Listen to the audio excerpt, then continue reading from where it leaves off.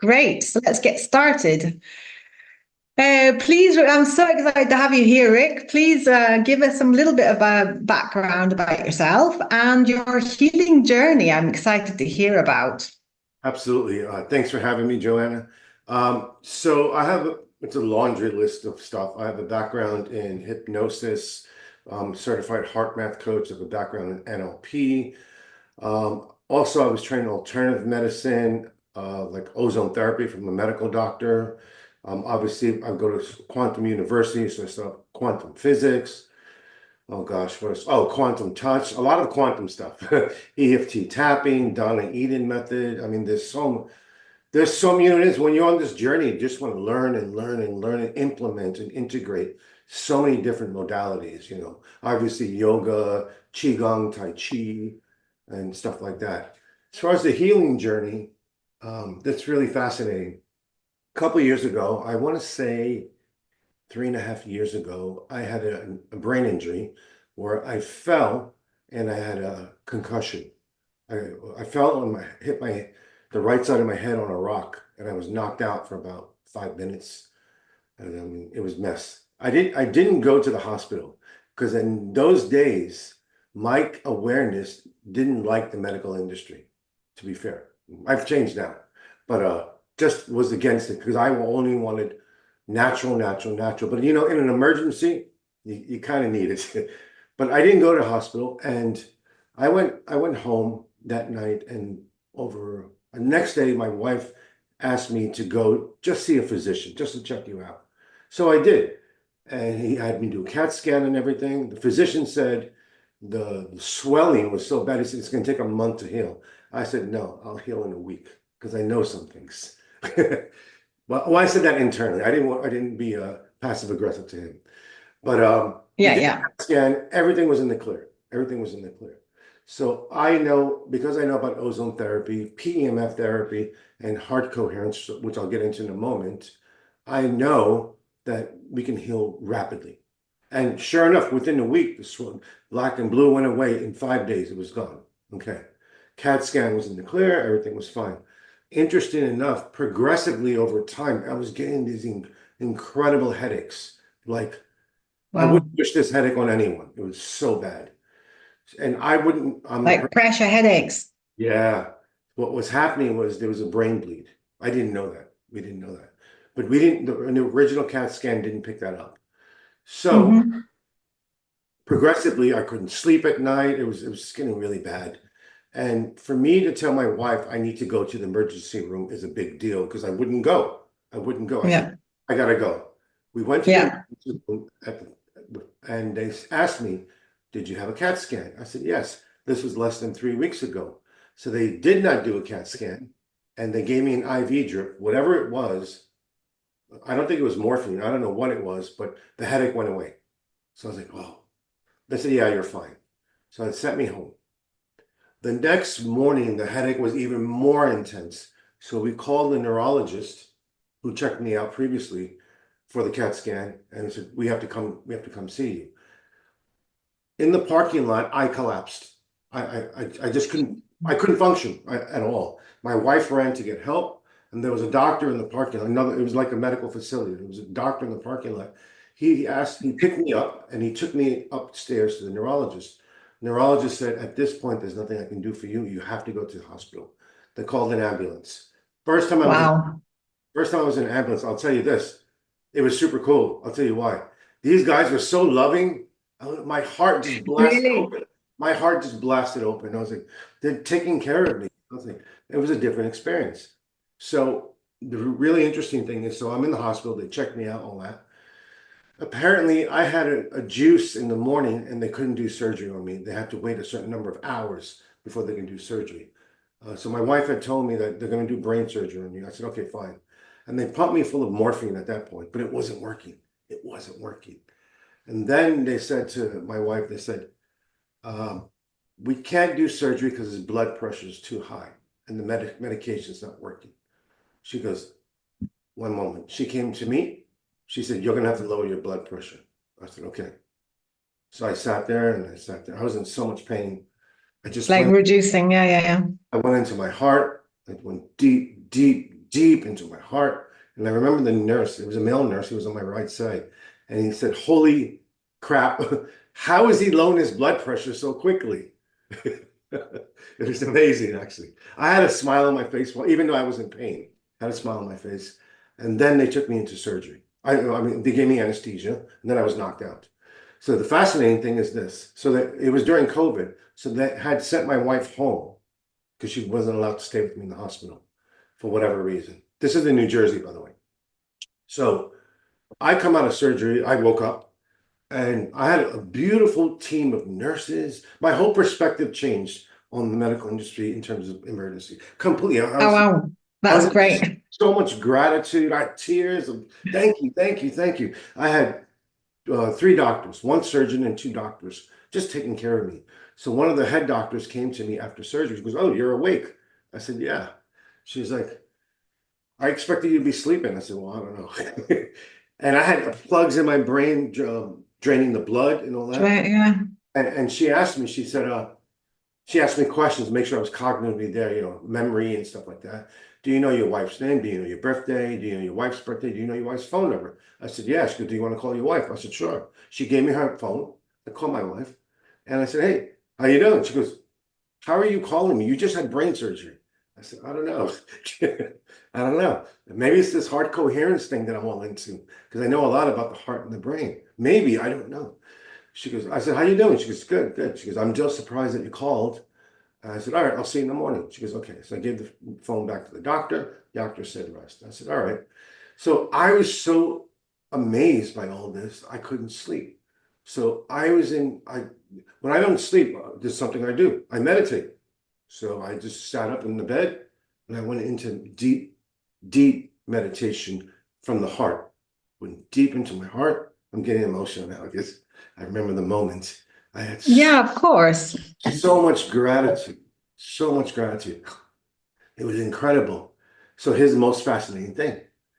So the nurses kept checking on me and they said, "You need to sleep, you need to sleep." I said, "Nah, I don't need to sleep, I'm good." And normally I don't sleep that much anyway.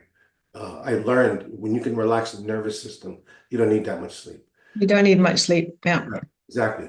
And I'll get into that a little later about the retreats. But anyway, so in the morning, the surgeon came to check on me. I was in ICU, by the way. So the one night, he said, "You seem to be walking around when I don't want you walking around, but you seem to be fine. I'm taking you out of the ICU and putting you in regular." So the next morning, they took me out of ICU and they put me in the regular care. Still in the emergency area, but not ICU. That afternoon, they did all my blood work. They checked my everything, all my vitals, all that. They said, "We're going to release you in the morning. You stay overnight one more night." And by the way, hospital food is the worst food. They gave me hamburgers, stuff like that. I mean, I eat hamburgers, but in a hospital, I wouldn't expect that. They gave me hamburger and ice cream. I was like, "Okay, fine, I'll eat it." They said, "This is your diet." I said, "For whatever reason." Fine. I ate it. In the morning, they checked me out. And the surgeon said to me, "Never before have I done brain surgery on someone like this, as severe as yours, that you check out in 2 days." I've never. And then Wow. did a follow-up CAT scan.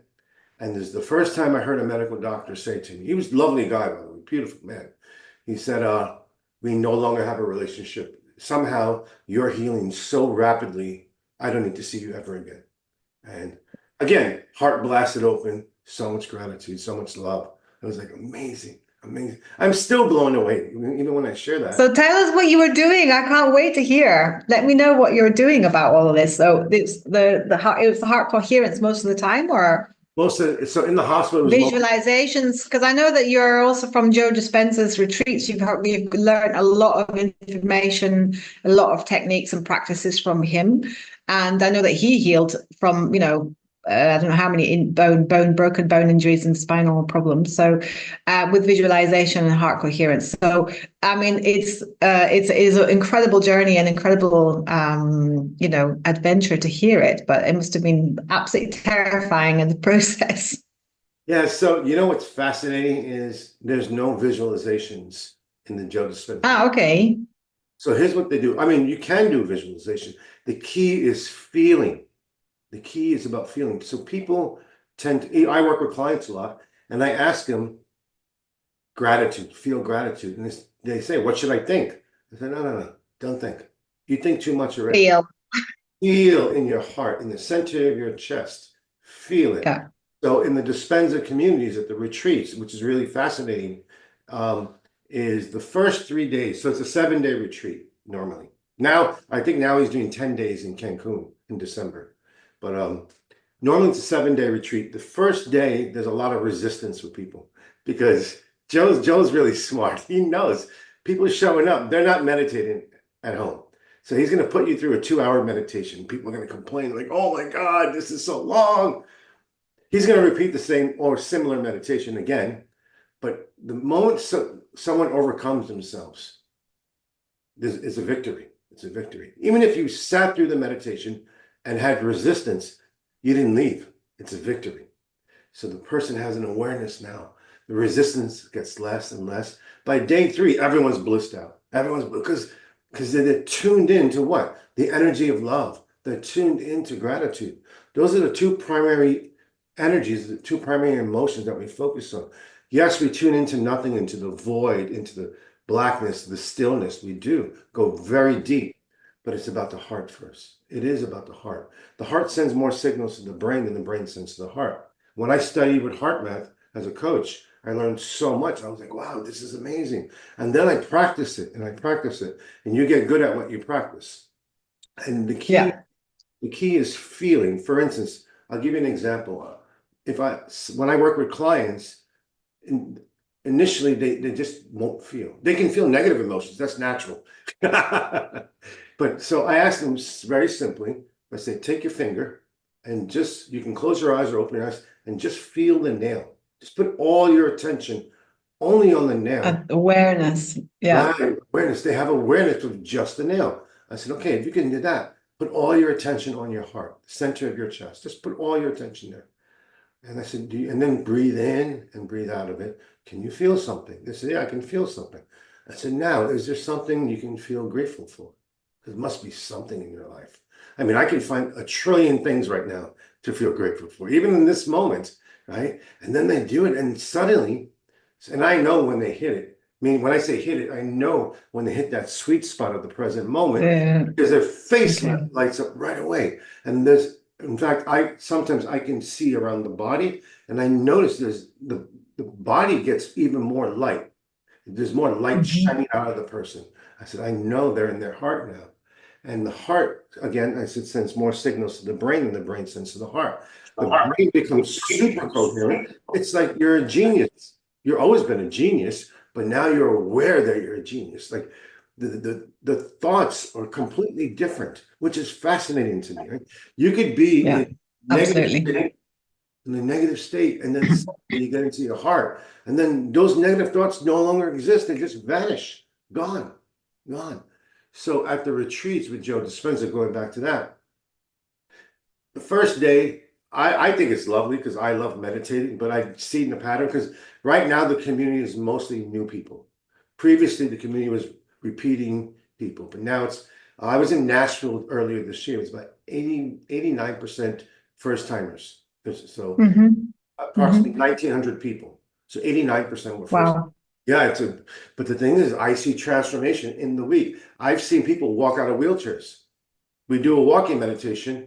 Someone's rolling them in the wheelchair, and then suddenly they just get up and start walking. I said, what's going on here? I know the energy of the heart. Yeah, I've seen some of the live testimonials. Sorry to interrupt. I would love to experience it in person, but it hasn't happened yet until it comes to Europe, I think.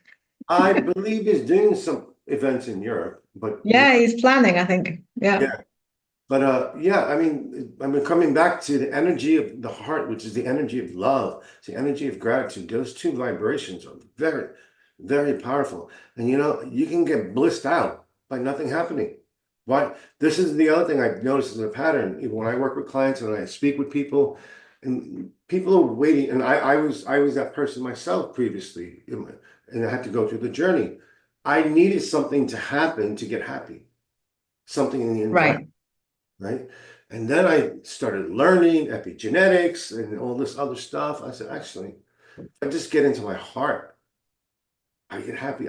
I mean, yesterday, I had just tears of bliss for an hour, and I was just sitting on the couch. I think, this is amazing. Nothing's happening, and I'm You just don't need any drugs. yeah, exactly. They're like, why are you happy? I'm happy because I'm happy. There's no reason. There's no need. This is Yeah, not, absolutely. the beauty is this is not just woo-woo stuff. This is actual science. This is This is science. Absolutely. Absolutely. Yeah, let's talk a little bit about that because I think that people understand, that, okay, it's all, hippy dippy stuff and or a bit woo woo, whatever. But I would really like if you have any, because I know the Heart Math Institute and has a lot of science and Jo Dispenza like rigs up all his or not all, but a lot of his participants, doesn't he? So I know that he has a lot of, and that's what I really respect about him as well, is that he's doing both sides and he's combining, which is what I really like, the bridging the gap between the two, because the two worlds just don't speak to each other and don't even understand each other.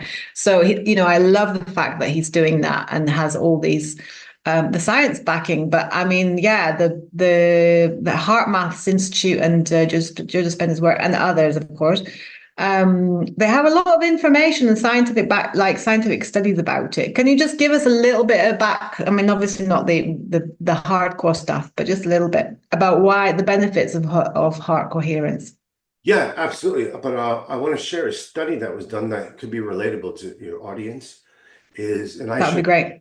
And I share this with everyone. It's so simple. And like, oh, so I could say, spiritually speaking, the heart vibrates at a faster rate than the first three centers in the body. But that's could be woo-woo, but okay, but let's get into a little bit of a study that was done with heart math years ago, and many have seen this, is they hooked up people with a EKG, echocardiogram, HRV monitors, heart rate variability, and electroencephalograph. So brain mapping the brain where it's at, alpha, beta, theta, and so on, right? And Brain states, yeah. their brain states. And they had a computer screen and they were flashing images in front of the person. And they wanted to see what was the physiological result of looking at the images. The fascinating thing was before the image was shown, the heart reacted. So Oh, wow. this is heart intelligence. There's a whole study about this. The heart can see the future. This is called heart intuition. You've gotten this in your own life, I'm sure, where you get a feeling before something happens. You know Oh something. yeah, all the time, all the time. But I didn't realize it was, yeah, it was, they actually did a study about this then. Studies before the image was shown, the heart reacted and sent a signal to the brain.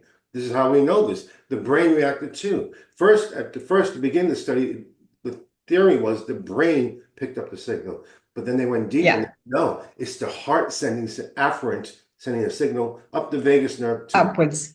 and then sending signals. So the heart picked up whether it was a negative or a positive image. The heart knew before it was shown. This is, and they've So done. they gave pictures of like certain things like scary people or scary things and nice things. And is that how it worked? Yeah, How like did they it's get the like a sunshine or images of war or stuff like that, right? war? Different. Okay, okay, yeah. But the Hmm. most important thing is the heart reacted before the image was shown, and then Yeah, yeah, right. over and Wow. over and over and over again. Yeah. And also we know through studies is the heart produces an electromagnetic field that is beyond the body. And for some, everyone is different. For some, it's a few feet. For some people, it's a few meters. Like I mean, really big, really, really big. And again, it's relatable because you've walked into a room where you can feel the vibe. You can feel, Yeah, or you can feel the energy of someone and say, "Hey, this person's not happy," totally. or "This person is lovely." I don't. The person didn't even have to speak. You can just feel them. Your nervous Yeah, system is picking up their electromagnetic field. So we affect each other. So this is important too. We affect yeah. our environment. So when we have children or we have spouses or family or friends, we want to make sure we're in the most ideal state of coherence because we're affecting the environment. And also, most importantly, let's say someone is not in an ideal state. I mean, I used to work in New York City. Not everyone's in their ideal heart coherent state on the subway. What I learned is through practice, not only just science, but also experience, because experience is king or queen, is if you get into heart coherence, you're not affected by someone's negative state. It's almost like Right. a shield, right? So why not? Why not do that? Lots of benefits there. Yeah. Lots of reasons to do it. Absolutely. And when it comes to healing, that's very important too, because you have to relax the nervous system for any healing modalities. Now, in the Jo Dispenza world, it's mostly about heart coherence, energy healing, and deep, deep meditation and love and gratitude, which is beautiful. I love it. Outside of that space, also remember when there's 1,900 people, there's a lot of energy in the room, like a lot of energy. So healing, spontaneous healings happen very quickly. People have healed, I know, outside, meaning never been to a workshop. They have healed. I've seen that. I've experienced that. In my space, in my world, I'm into alternative therapies. So I get them into whatever modalities they do in 3D, heart coherence first. Even if I work with a client recently, for seemingly, I seem the universe keeps sending me people with cancer for whatever reason. I was like, okay, I don't advertise anything. I have no website. It's just they find me somehow. I was like, okay, fine. And one person recently was doing chemo. I was like, okay, I'm not for it, but I'm not going to be against it. I'm for everything. But can you get into heart coherence? Yeah, if you choose and your body wants it and you accept, your body accepts it, then yeah. Yeah, so exactly, right? I said, so you want to be in a state of receivership. You got to Yeah, get at that heart and get grateful for the therapy. Whatever you're doing, get really grateful. exactly. Feel it though, but feel it with passion. And we're finding, even with my clients and other people I speak with in my community, people are healing much, much faster, regardless of therapy. Mostly people that come to me tend to go more natural, not chemo. But this woman, she chose chemo, which is fine. Eventually, she got off the chemo and went natural. She went into ozone, actually. I didn't convince her. Her intuition told her, no, Right. no more of this. As she opened her heart, she was able to actually yeah, because a lot of people, of course, if they hear the C word, they immediately go into fear and fight, freeze, and it makes it worse. So as soon as you, get into heart coherence, you're attached you're connected to the eternal mind or the universal mind or whatever you want to call it. So the intelligence is there, and obviously that helps. Great. Oh, so amazing stories I could tell forever about. And like having all your little experiences and your journey as well, your healing journey. Because I know this it was a hell of a knock, that one, wasn't it? Yeah, I healed pretty quickly. Scars are gone. I mean, I wear a baseball cap because I'm in Florida now. It's hot here, sunny, but Okay. I don't have any scars on my head. I mean, they drilled 2, 4, 6 holes in my brain, but I'm fine. Wow. I That's think the amazing, knock Rick. was did me a favor. Yeah, well, I was going to say, this is what I always say to my clients as well, and on my, that trying to get people to understand that these crises, these health crises, are actually, the divine or the whatever you want to call it, source, quantum field, God, whatever word resonates with you, is to actually kind of give you a gentle nudge or sometimes a bit of a slap. You probably remember my story. I overcame chronic pain, and fibromyalgia, and I had 18 different symptoms of stress related disorders, and it was as soon as I got into my realizing my emotions were key. I was just basically suppressing and pressing. And so depression and dis-ease and all these things happen, because the body is actually trying to tell you something with these symptoms. And and I think that we all have a variety of different ways of getting into the heart. I think it's a question of time for everybody. And, but generally, yes, we do have to have a bit of a knock or a bit of a slap or a bit of a crisis to get into the heart, which is, beautiful and divine in its way, but it's also quite challenging, especially when you're in it, when you're in the health crisis. So yeah, I would really like for you to give us a guided meditation on getting into the heart coherence. Basically, now we've talked a little bit about it. You've given us some really beautiful and your own experience and everything, and also Jo Dispenza's work. So if would that be all right with you to give us a little bit of a taste of how it actually works and how it actually we can do it, so people can actually have a practical, go through the experience and then start to practice this daily. It's something that you recommend obviously daily, right? And it's not like hourly, all the Definitely, time. definitely daily, and as you get good at what you practice, and I would recommend it's so easy. We're going to do one right now. So I do short heart coherence meditations. Jo Dispenza does long ones, and I'll explain that Yeah, afterward about that. yeah. Uh, I would recommend, honestly, everyone get momentum and do it a couple of times a day while you're washing dishes. You can do it anywhere, and you'll know when you hit that sweet spot because the body will respond to energy very quickly, and you'll see you just get happy, or there'll be tears. And that's the thing about tears. I want people to know I cry every day, okay? I cry in bliss every day. And the body needs sometimes, even in sadness, it needs to cry. And you need to allow the body to Oh, cry. absolutely. Don't withhold tears. Allow it to happen. I get blissed out so much. I'm in the supermarket. I'm singing. I don't care. And I have tears of bliss. And people walk up to me and they say, "Hey, can I hug you?" I said, "Sure, give me a What hug." are you on? So it's okay to cry. Yeah. Okay to cry. It's Yeah, and that's a beautiful thing as well. Just to let you know, just for the audience, is it's not something that we have to do like sit down, close all the doors. We can do it wherever we are. We can do it where we're standing, when we're washing the dishes, when we're having a shower, all these things. On the waiting for in the metro, waiting for a train or waiting in line. I'm very. It's similar to the presencing, from Eckhart Tolle's, work, is that you can really start to bring in these practices of mindfulness, presence, internal state of your body, knowing whether you're spiraling up or spiraling down. All of these things that can actually, people talk to me about habits but these are practices that you can actually just start to live, with, not as I'm going to put a health habit into my life, and it's going to get better. So yeah, I'm glad we made that point. Basically, you made that point, and we elaborated on that. So it's not something you have to do, yeah, once a day. Sit down, close your eyes, sit on your bed for half an hour.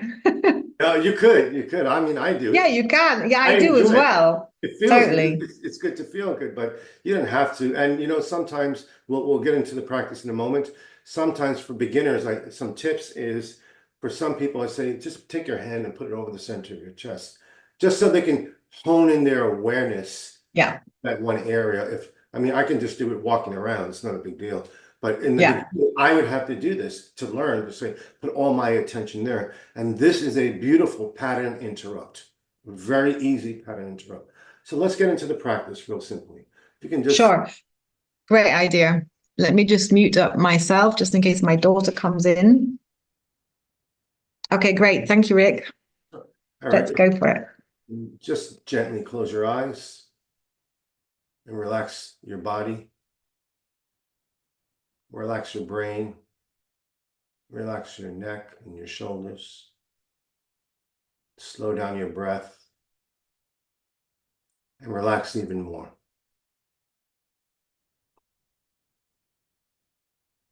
And can you breathe in to the center of your chest, your heart space, and just allow your breath to flow in and flow out your heart space, the center of your chest. This is the breath of life.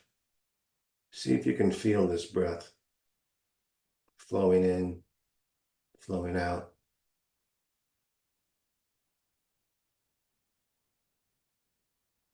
Can you bring up the feeling of gratitude, grateful for someone or something in your life, and feel it in your heart? Keep feeling this gratitude in your heart, that grateful heart, that beautiful heart. Can you feel more gratitude? Thank you, thank you, thank you. Feel it in your heart.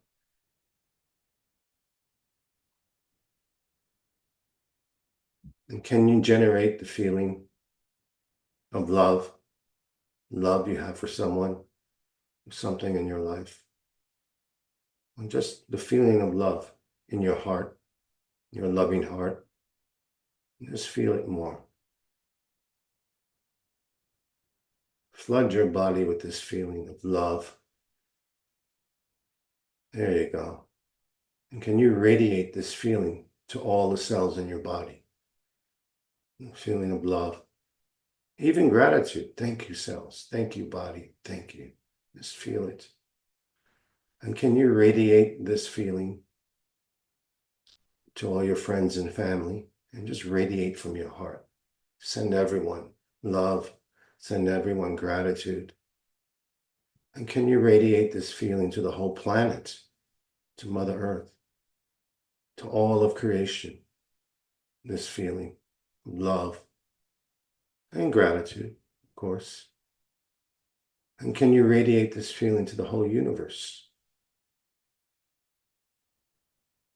Feel it more in your heart. And now, can you bring this feeling back to you? Love for you, grateful for you in your heart. Feel it more. This is your love. This is your gratitude. What you send out comes back to you. And when you're ready, very slowly, come back and open your eyes.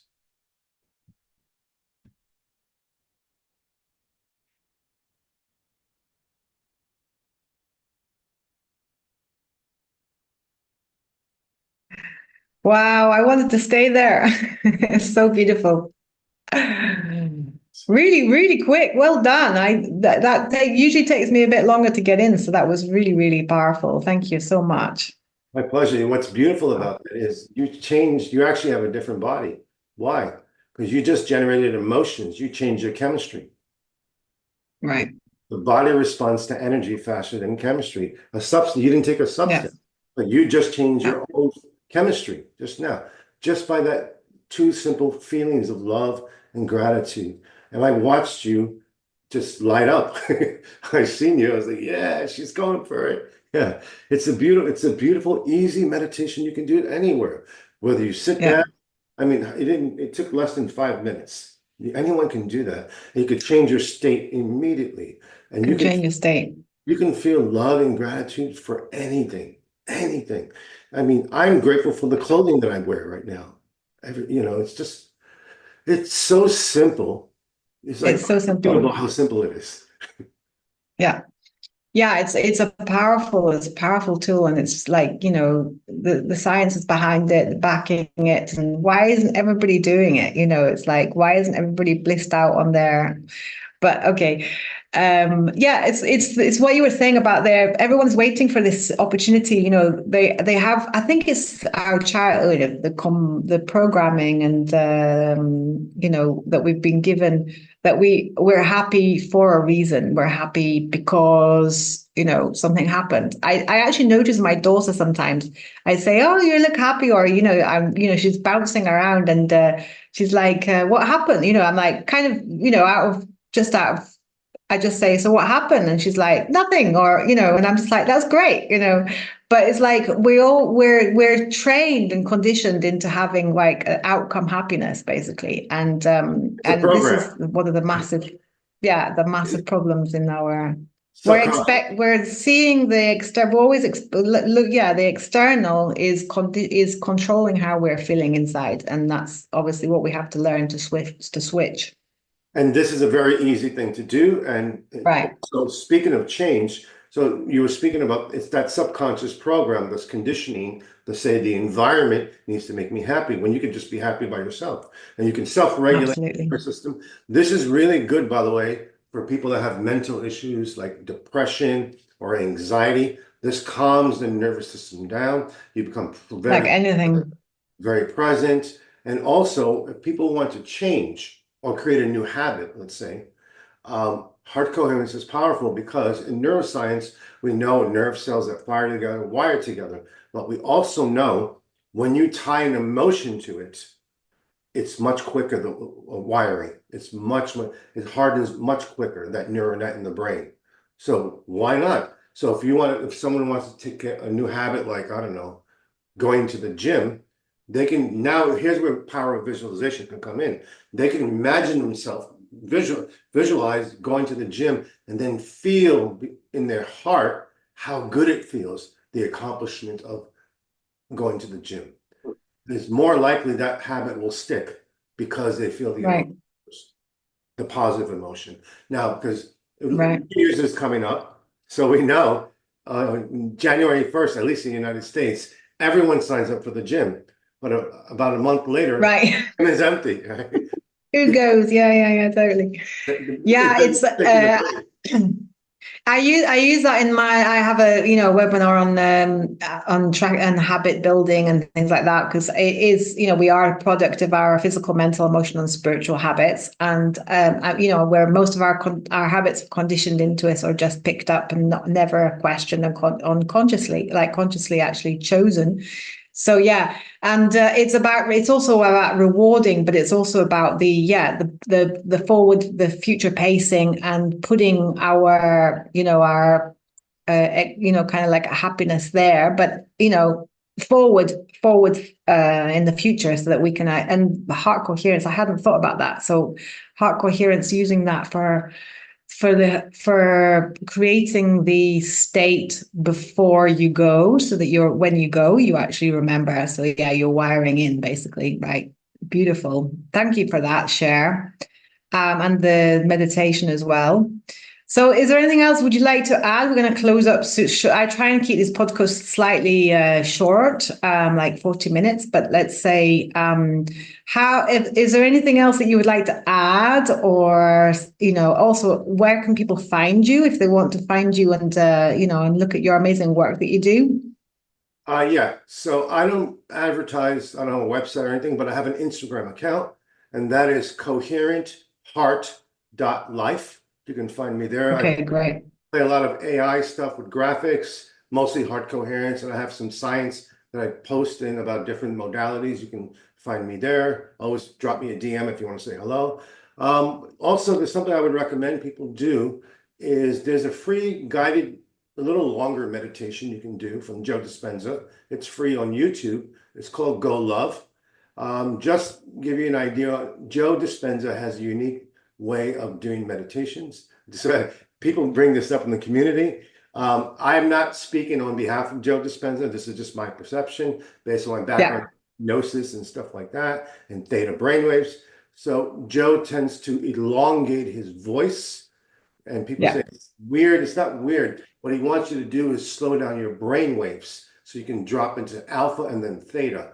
Because if the analytical mind wants to predict the next word that's happening, but if he right, elongates his voice, the analytical mind can't predict. Eventually, it'll fall asleep. Is what'll happen. It'll fall asleep. The body was like, okay, I give up. I give up. So he tends to elongate his voice. So he's not weird. It's a hypnotic induction, from my perspective. The other thing he does is when you go deep in the meditation, he may sometimes raise his voice a little bit and say, feel it. He wants you to feel yeah, it. And the reason, again, from my perspective, is he's very good at what he does. If you're in theta brainwaves, usually theta brainwaves is sleeping time. He doesn't want you to fall asleep. He wants you to be aware. it's So like snapping you out of it. Yeah, yeah, yeah, he doesn't want, but he wants you to relax the body so it falls asleep. I mean, it's a weird concept for people to hear. You mean my body falls asleep and I'm awake? I said, yes, that's exactly it. Once you have that awareness, you're like, oh, you're more than your body. It's a different level of, now there's so much appreciation for the body now. It's different. So that's why his meditations are that way. So he elongates his voice, and sometimes when he's deep into it, he may raise his voice. Don't be jarred, don't be scared. That's just the process to keep you awake. So the meditation, you can find it on YouTube. It's called Go Luv, Golove. Just search on YouTube. It's a free meditation. I believe it's 15 minutes. It's beautiful, actually. I'll put it in the description in the box below, yeah, for as well as your Instagram account. Yeah, Yeah, perfect. Just a little thing about Jo Dispenza. Yeah, I sometimes find him his meditations a bit, frustrating or a little bit, at least in the beginning, like the way that he uses his voice so differently and is quite it's a bit funny, and then but it's true. It makes you kind of pay attention to what he's going to say more. And I know because of also hypnosis and NLP and things like that, that it does have this effect. But I've heard a lot of people say, "Oh, I don't like his meditations. I don't like his voice." And another thing I hear quite a lot about, maybe you can speak about a little bit, is that it's about raising your vibration. So the balance between feeling and like pushing yourself to feel something else. Like I know that he states about emotions are all kind of in the past, and we're just programmed to feel those emotions. But then there's another whole camp. Sorry, my camera overheated, I think. There's a whole camp that talks about, oh, I'm blocked. You're still here. You're just frozen. Yeah, my camera just, never mind. I'll just continue the question and then you can answer it and I'll figure it out. Another whole camp that talks about, feeling, you don't pressing your emotions and just let them be as they are, right? So can you talk to that a little bit about that? Yeah, so we don't go, the past is over, it's done with. But are we bringing the past into our future? That could be a problem. So there's another technique that Jo Dispenza uses in his meditations, is a certain type of breathing pattern that pulls stuck energy from the past out of the body and through the top of the head. So that's something. So we don't, in this community, we don't do any kind of trauma resolution or feel into the pain and stuff like that. It's just get it out the body. The body wants to release it, is what it wants to do. So we use a certain breathing technique that pulls energy from the first center all the way up, up, up, up, up, and out the top of the head. It's very powerful. It's really interesting. Very powerful. It's really interesting what the body does when you do this breath pattern. It starts vibrating like crazy. People, it looks like someone's having a seizure, but they're not having a seizure. It's just a lot of energy coming out of the body. It's a lot of energy. It's all that trauma, all that pain. So we don't focus on the past because the past is over. We are more future now. What are we creating now? Who do I want to be when I open my eyes? Who is that person? How am I presenting myself to the world?